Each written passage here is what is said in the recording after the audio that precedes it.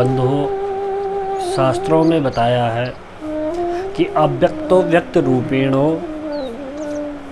विष्णु स्वरूपम ब्राह्मणः भुवि नावमान्या न विरोधम कदाचित भू तार्थार्थ कि जो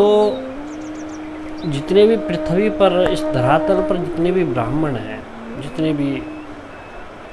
समस्त ब्राह्मण देव हैं, समस्त वो क्या है, भगवान विष्णु के अंश बताए गए, भगवान विष्णु के अनन्य प्रेमी बताए गए हैं।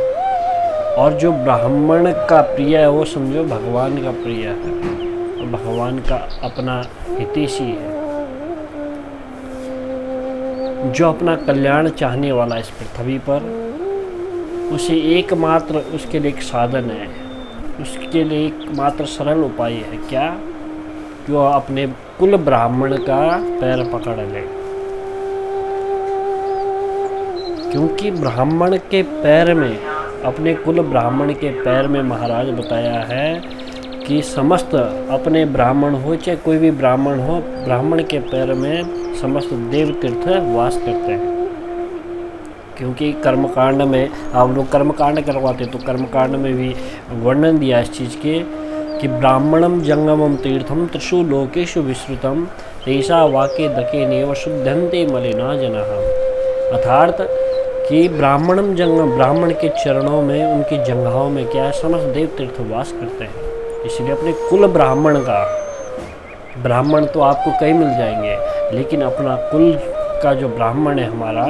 उसके अगर यदि आप चरण पकड़ लेते हैं, भाई एक का पकड़ के रखेंगे तो आपका वैसे ही आपका उद्धार हो जाएगा। और यदि आप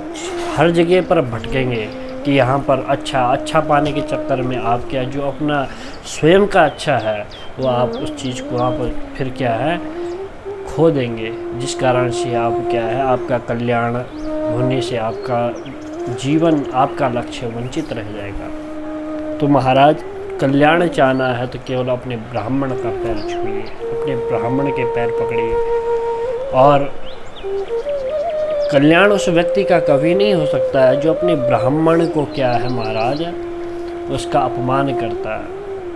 उसको नीचता भाव दिखाता है,